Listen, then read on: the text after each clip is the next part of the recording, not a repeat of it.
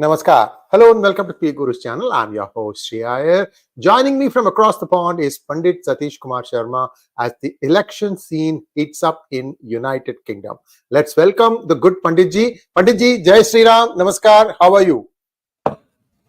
Jai Sri Ram, Shriji, and to Jai Sri Ram to all of your viewers. And firstly, congratulations to everybody who's watching from Bharat. We have an incredible success story, a third term. So it's wonderful, wonderful news.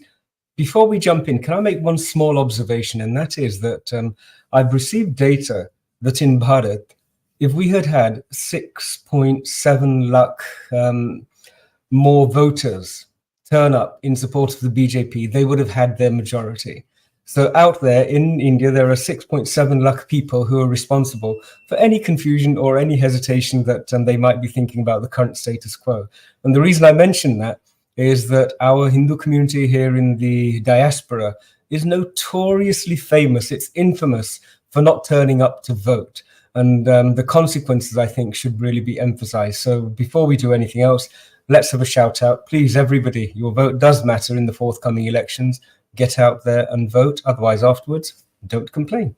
Wonderful to be with you, Shriji. Thank you, sir. And yes, it feels good that Prime Minister Modi is back, albeit this time he has to deal with with a coalition, and there will be some pound of flesh that will be extracted. But I think this is also a part of growing process. Modi never had to face the situation in the past. This time it's a little bit different. So I'm sure he's going to fly through with flying colors. He's going to come through with flying colors. I have a feeling. Yeah, sorry. I have a feeling that this is actually a really wonderful outcome. Everything was thrown against the BJP, not just nationally, but internationally as well. And even after all of that, we have a government which can bring and continue stability and progress that's being made. And I'm sure that a lot of snakes came out from underneath the stones and the rocks and have revealed their true colors. So wonderful opportunity.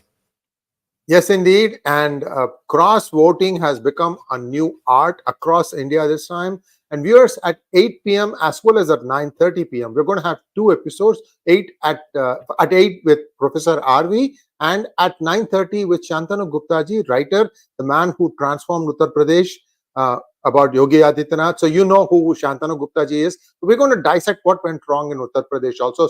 So do tune in for that. So now we are talking about elections in United Kingdom and a lot of interesting developments in the one place which is considered sort of like the what I should say, the heartbeat of the divide that happens within South Asian communities, Leicester. So we're going to talk about Leicester. Panditji, talk a little bit about what's happening in Leicester, who is the Tory candidate, and we are hearing that washing machine man Jim is going to be contesting not as Labour, but as an independent. That is screaming to me, vote cutting, vote cutting, vote cutting. Sir, I could be wrong. Please disabuse me of my doubts. What a wonderful instinct. Let's have a look. Firstly, there's no evidence that Keith's intentions are anything except honourable was going to be the phrase that I was going to use, but that doesn't seem to fit quite in what I wanted to say. As you've suggested, he's standing as an independent. And I know for a fact that the Labour Party for a long time have viewed his association with them as being toxic and not wanting to have anything to do with him. But the other aspect of this issue is that Keith is a seasoned veteran politician in Leicester with a deep, deep network. And so a person like that who possibly doesn't stand too much of an opportunity to win, I'm sure he knows it. And so why is he standing?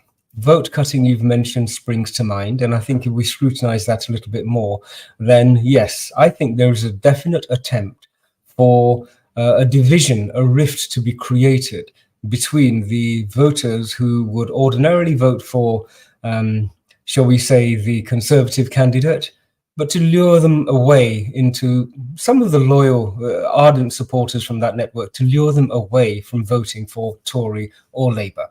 And so the traditional position in Leicester has always been staunchly and strongly Labour. And we have seen how Labour is the gift that continues to give. I'm sure viewers of PGurus will remember the complete fiasco which arose when Labour parachuted our dear Claudia Webb into Leicester, and the famous line where she was asking the select committee to tell her about Belarus, where she had forgotten, didn't know that there was a country called Belarus, and was obviously just winging it, and caused a great deal of mirth and merriment around the world. That was a gift of Labour. Then obviously we have our dear 𝗣𝗍𝘅, who is known as a gift of Labour, and point by point rebuttals are being made even as we speak to all of his claims. The thing that really strikes me, though, is that in the UK we're seeing a subterranean movement beginning to emerge. It's been labeled as populism, but I think it's deeper than that. I think it's a return to democratic accountability. You know, there is a limit to how much sharp practices, how much skillful manipulation of media, how much filofax, slick political operators are going to be tolerated. And I think that is now beginning to be felt. In the UK, we had a very strong march only a couple of weeks ago, where the common man came out onto the street in huge numbers in London. Tens of thousands of people converged in a peaceful protest, not against Labour, not against Conservatives, but against the whole parliamentary process. There is such a dissatisfaction with Parliament and its way of functioning that there is now a desire and a demand for accountability. So with that as the backdrop to what's going on in Leicester, I think it's good to see that we've got one or two new faces have appeared. We have on the Conservative side, we have a young lady, Shivani Raja, who I had the pleasure of meeting. I met and sat with her and her husband 𝗤𝙧𝙤𝘀𝘁 quite some time ago, and have been following with a great deal of interest the work that she's doing. And there is one thing about Shivani ji which really screamed out to me: good standing. You know, it's that old-fashioned sort of phrase which basically indicated that the person is respected in the community, has, shall we say, been acknowledged as having a decent character, of not having any skeletons, or in some cases we're competing with a whole cupboard full of skeletons, or multiple walk-in wardrobes of skeletons in the case of some of the other competitors. But Shivani ji is being acknowledged and seen as a clean, a person of good character, a person of good standing, and that's refreshing. That hasn't really been a feature of the candidates in Leicester for a long period of time. One of the other interesting things that has happened is that on the Labour side, we have another parachuted in candidate. You know, they haven't learned the lesson that the demand from the people now is that local democracy be reasserted.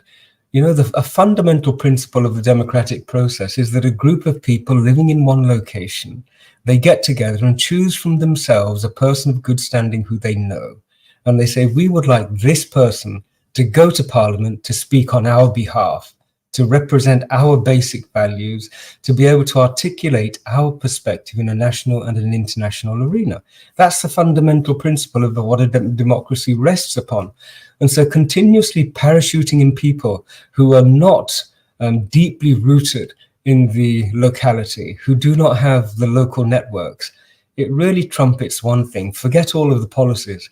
It trumpets the fact that Labour still do not have respect for the local democratic processes and wishes of the people of Leicester. And I think this is a fundamental stumbling block. If I can share a little bit of information about the Labour candidate as well, it's a gentleman called Rakesh Agrawal, who is compared to some of us long-standing old Brits, he's a relative newcomer to the country, and yet has an escalated progression in the Labour Party. What I do know is that he did a lot of work in the currency field, I believe, currency exchange and things of that sort. And it will be interesting to see what further scrutiny on this particular candidate reveals as well. But he's a young man, a young Indian origin, young Hindu, so there are many pros. But we've seen how that has, as a template, has let us down in the past. So yes, lots of exciting things happening on the Leicester scene. Tell us a little bit about the demographic distribution in the Leicester area, if you have some numbers, Panditji, so that we have an idea what this constituency is about. Because in UK, they're very small constituencies, and even by a matter of dozens of votes, you could have a decision here. So again, a shout out to all the residents in the United Kingdom, as well as the upcoming elections in the United States. Go out and vote. 4 words. Go out and vote. Thank you, sir. Yes, it's a vital importance. The demographics is an interesting thing because the only data that's available is actually out of date now, and so we're trying to compile a better understanding of what the demographic profile is. What we do know is that there are large numbers of transient migrants flitting around the country from place to place. And there have even been allegations made that numbers of these tend to move into particular areas to be able to participate in supporting political campaigns. So everything is going to be going on in the background here, but when we next have a conversation, hopefully in a week's time, we'll have some more figures to share with you. But yes, again, your vote matters. Get out there and vote. Participate in this. Otherwise, there are definitely groups who do not relish the idea of a democratic system, and they will happily use democracy to be able to replace democracy. And as the that wonderful golden oldie says, 𝗤𝙧𝙤𝙪 𝗢𝘂𝘁 you know, that is not something that is to be recommended in this situation. Panditji, you know, you missed one very big event that happened in London. That's what I'm told. You see, the acronym WTF was redefined in Canada and looks like it was redefined one more time in London. Talk to us a little bit about that one. What happened there? Well, there is an element in this country who are becoming very, very vocal at the fact that their rights are not being protected. This is actually quite a serious issue. And as a consequence of this, the local vernacular is now being openly deployed and replacing the use of parliamentary language in parliamentary settings. And I think this should really be taken as a shot across the bows. The credibility of politicians is being literally deconstructed in front of us. It's actually a wonderful development to hear people who don't normally express their voice coming out in such strident terms and saying, this is not good enough for us. We're seeing a resetting of the mindset and the framework that I think to some degree had been pushed into the parliamentary mind. As you will recall, we had a situation where a parliamentary decision was changed because of fear that the parliamentarians had expressed that if they voted with a particular motion, they would be facing a great deal of hostility on the streets. What was done about it? The parliamentary machine didn't use the power and the authority and the force of the state to protect that status quo. It just completely abandoned it. And the consequence then is the fear and concerns passed to the population. And the population is not nearly so constrained and restrained in expressing its dissatisfaction with accepted truths, which really are neither to be accepted and are certainly not true. So we're seeing a challenge to the parliamentary mindset, and it's going to be very direct. And yes, WTF is only the beginning.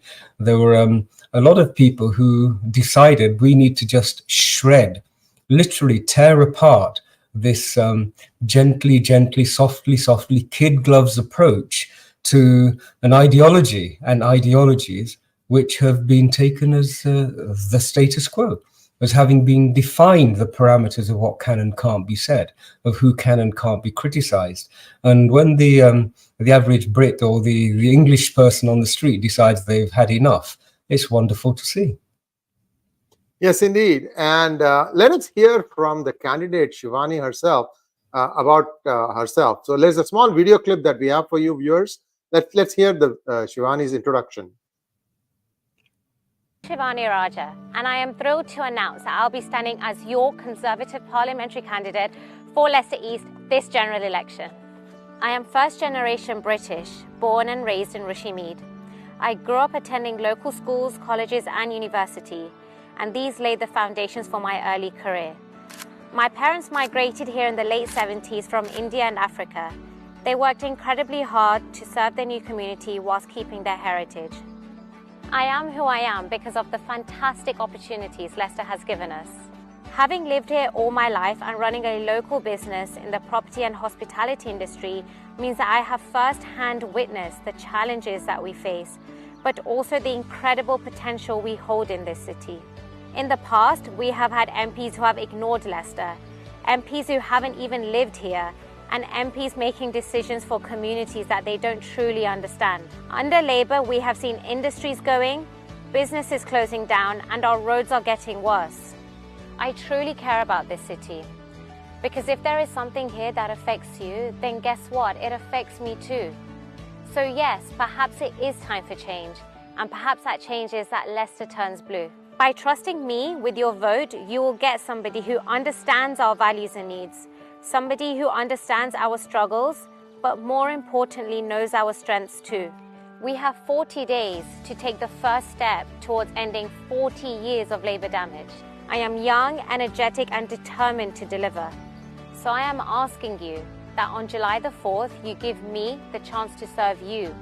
Serving the communities that raised me would be the greatest honour of my life. I am ready to listen, to act and to lead with integrity. I am a local voice for lasting change. This is our home and there is so much we can achieve together. Please have your voice heard, make your vote count and vote for 𝗤𝙑𝙬 Raja, your local Leicester candidate in Leicester East. 𝗤𝙑𝙬 Raja, your local Leicester East candidate from Leicester for Leicester.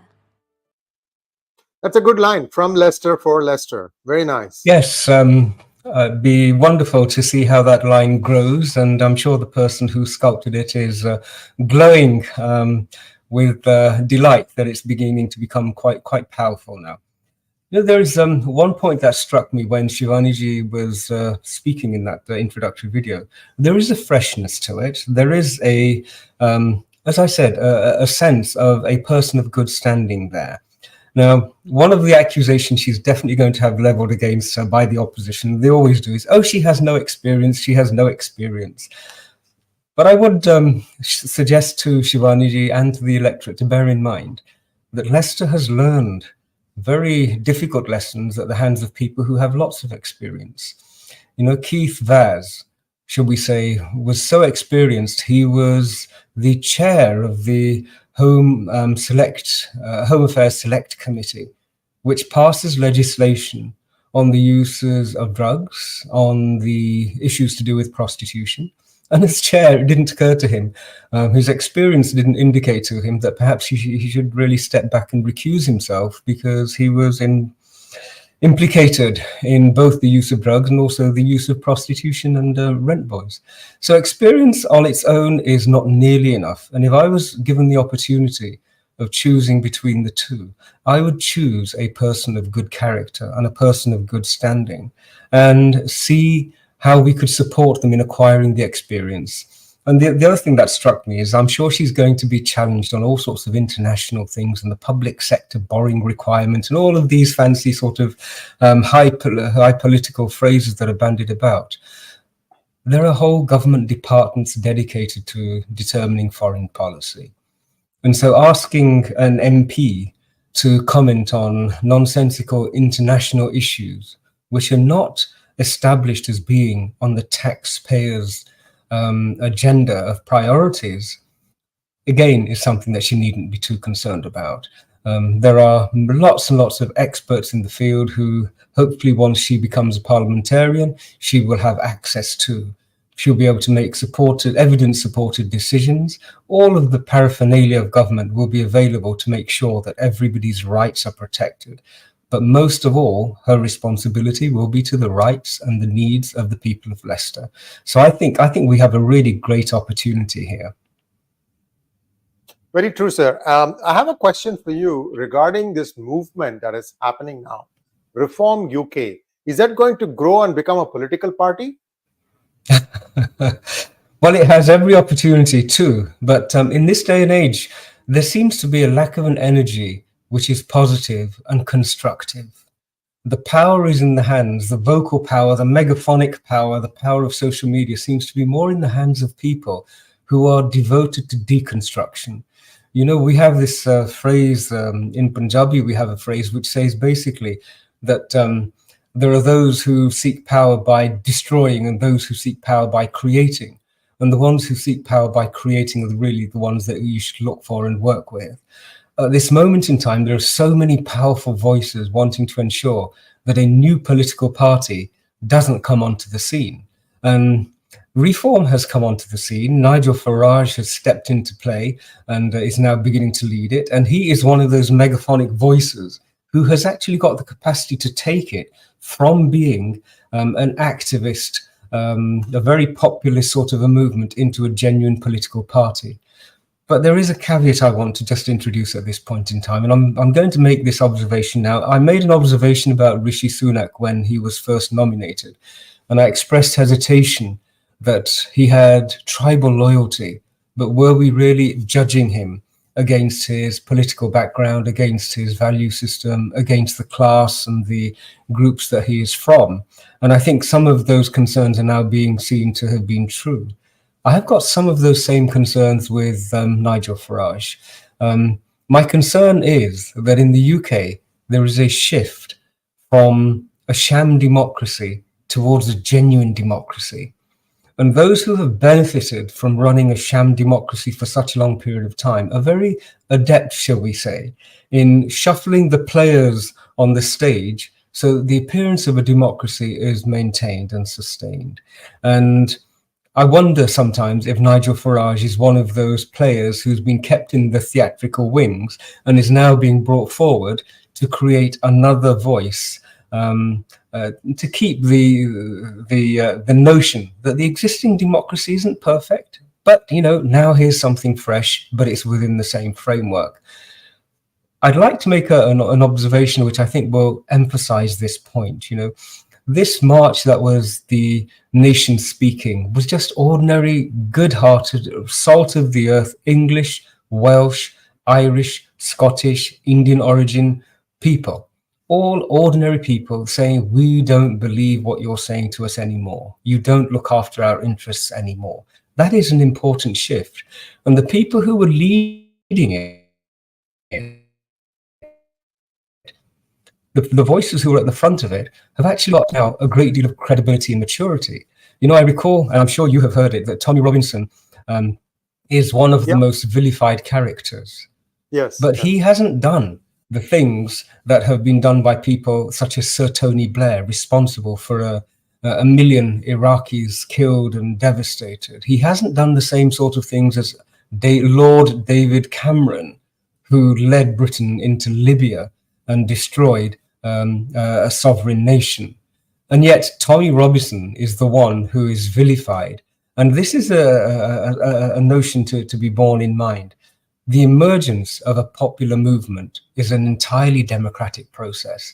And I hope that Nigel Farage is actually going to lead in the shift from a sham democracy towards a genuine democracy. If he does, then he will get the support and we will see Reform become a genuine political voice, as opposed to what is potentially just another candy candidate to attract more people into an area which can then be neutered and rendered impotent. Thank you, sir. And viewers, we have some more videos of people of Leicester conversing and talking about Shalini. Let's take a quick look at some of those videos, please. Shivani. Oh, Shivani. So sorry. I know who you're thinking of when you mentioned Shalini, but no, she's one of our friends, and Shivani Raja is the young lady who's standing in Leicester. I'm so sorry about that. Shivani, please. I'm an old man. Sometimes I forget. So your well-meaning uncle who will say something he doesn't mean. All the Asians from the Uganda should come to UK, and it was the. Oh, this volume is really low. At that time. So after ઘણા people ને ખ્યાલ નથી અને ભૂલી ગયા હશે Leicester East, Leicester West. So Shivani ને આપણે ખૂબ ખૂબ આશીર્વાદ આપીએ. So now Shivani is going to find. લેસ્ટરમાં કામ કરવા અને હું એટલી નહીં કરી શકું એટલે વારે તમારી સામે આવી છો તમારા આશીર્વાદ અને સહયોગ માટે ને અમે સાથે જોડે કામ કરશું લેસ્ટરની સારી સુવિધા બેટર કરશું અને એક લેસ્ટરમાં એક લોકલ વોઇસ રાખશું. For 40 વર્ષ we've had someone from London or someone who doesn't live in Leicester tell us કે લેસ્ટરમાં શું કરવું જોઈએ. ને હવે એ નહીં ચાલે. We want someone who is from Leicester, for Leicester, someone who is local, someone who... Go ahead, sir. Yes, it's although the sound wasn't wonderful, I think the context is very important. The gentleman who was standing next to her, 𝗤𝙗𝙗𝘄𝑔𝙧 Joshiji, he was the one of the councillors who was ejected by Leicester, and there were 6 of them who were just immediately removed, and they came out only a week or 2 before the last election and made a statement that Leicester was not being represented adequately, and they made the incredible statement that Labour is still riddled with racism and with an anti-Hindu sentiment. And now to see 𝗤𝙗𝙗𝘄𝑔𝙧 giving her his blessing and introducing her to the temple community and giving the community an opportunity to give her their blessings as a young Hindu voice, it's quite refreshing and nourishing to see. On that point, we're also observing the issues in Slough, and recently, I think 7 Slough councillors, all of them have resigned from the Labour Party, en bloc, again with the same allegations that there is a strand of racism against people of brown pigmentation, and that this has still not been addressed. So Labour has got an interesting set of troubles. The third observation I'd just like to make is that we have also now seen the unpleasant arrival of religious sectarianism being introduced into British politics. The Muslim vote arose, and they're very specifically targeting parliamentarians with lists of demands. And one of my friends in Leicester has sent to me a document, which is quite an interesting document, and it asks for prospective parliamentarians to sign a declaration saying these are the pledges we want you to sign, and these are the points that we want you to support before we give you our support and our community support. Personally, I'm against this sort of sectarianism.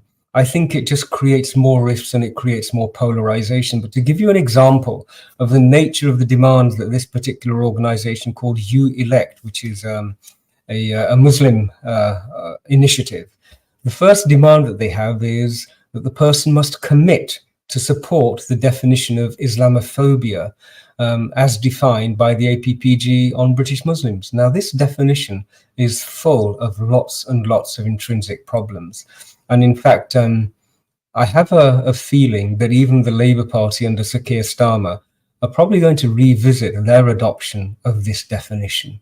So I have got some indications from within the Labour Party that they're unhappy with the definition. And it's true. The Islamophobia definition, it denies basic fundamental human rights as enshrined in the United Nations Charters to people of a non-Muslim origin. So that's a big problem.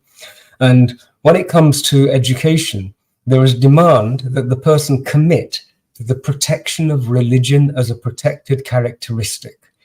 Now, personally, our Sanatani tradition is that we use vidya, we use knowledge, we use intellect, we use every aspect of our thinking apparatus to be able to explore and talk about any issue. You know, the churning, the manthan that we do intellectually is a fundamental need, and the freedom to be able to do that, and the freedom to be able to discuss it, and the freedom to be able to express it is, for us, a part of human evolution. And yet to confine a particular aspect of an ideology and say you cannot talk about this ideology in schools is to deny children the opportunity to learn how to think and how to scrutinize without fear or favor. So the second one, I think, is problematical. The third is an interesting demand, and that is to review the PREVENT strategy. Now, the PREVENT strategy was totally focused on terrorism. It was a government initiative to try and weed out those extremist elements across all societies and then put in place a policy of identifying them and either containing their capacity to do harm or arranging for them to be able to participate in some sort of rehabilitative process. And it's just strange. I'm sure that there is only one community that is demanding that PREVENT be challenged and reduced. The fourth demand is that there is an inquiry underway in Leicester, and a person who was appointed to lead that inquiry is Lord Ian Austin. And Ian Austin has a reputation of being, shall we say, focused, determined, and quite dogged in the pursuit of facts on the ground. And then to present those facts, I'm fairly sure we're comfortable with Lord Ian Austin in doing this. They demand that he should be removed, that he should not be the person doing this. The other aspect, which is a little bit of an odd one for a parliamentary candidate to be demanded, or to be demanded of a parliamentary candidate, is a demand that Israel and the Palestine and those issues should be dealt with. And this is, if I recall it, the actual statement says, publicly demand that Israel comply with the ICJ ruling and international law, to demand Israel end the occupation of Palestine, Gaza and the West Bank, and unilaterally accept the state of Palestine. Now, these are decisions that are very serious, long-term decisions, and they're only ever made in Parliament. They are made by persons who then consult with academics, with researchers, with political partners, with international partners, with international governments, and then you come to this sort of a decision. So to demand that a person standing in a seat such as Leicester sign and agree to uphold this is a ridiculous demand. It is overreach for any group. And I think that's really a troubling concern. So of those various, the last issue, by the way, is that Leicester hospitals should be put under special measures, which is a great demand. That should have been number one, for Leicester, from Leicester. This is local democracy, and it's being funded by local taxpayers. I do recall that one of the gripes that we've had for a long time is that persons who have been deemed of poor character, such as Claudia Webb, a convicted felon, they continue to draw six-figure salaries and expense accounts and all of those sorts of things, even though they have not got the local public mandate anymore. And so those are issues which I think are realistic. These issues, I think, are actually divisive and cause polarity.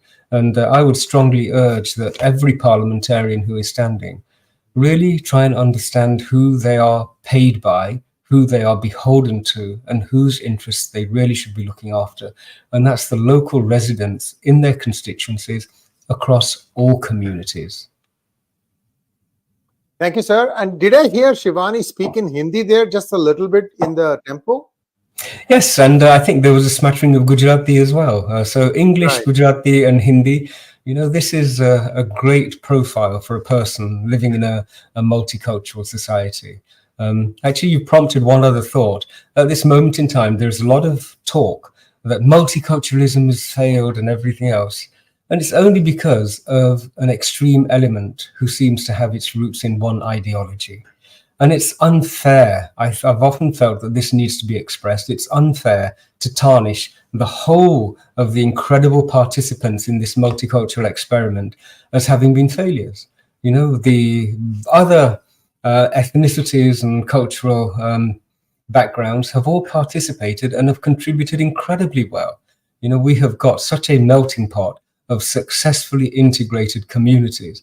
And so it's entirely unreasonable to say that multiculturalism has failed because one particularly extreme group have, shall we say, refused to integrate. Yes, indeed. And we wish all the best to Shivani. And she certainly looks very promising.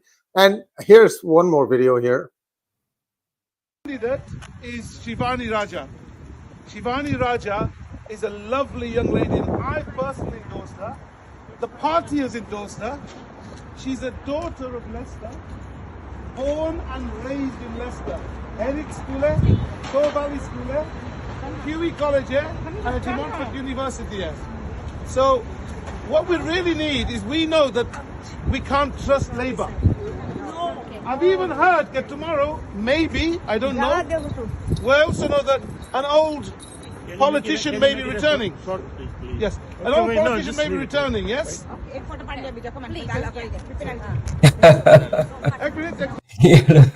It's wonderful to see a fresh burst of energy and enthusiasm, isn't it? And the election in Leicester was really an unpleasant and relatively staid, boring, grey affair.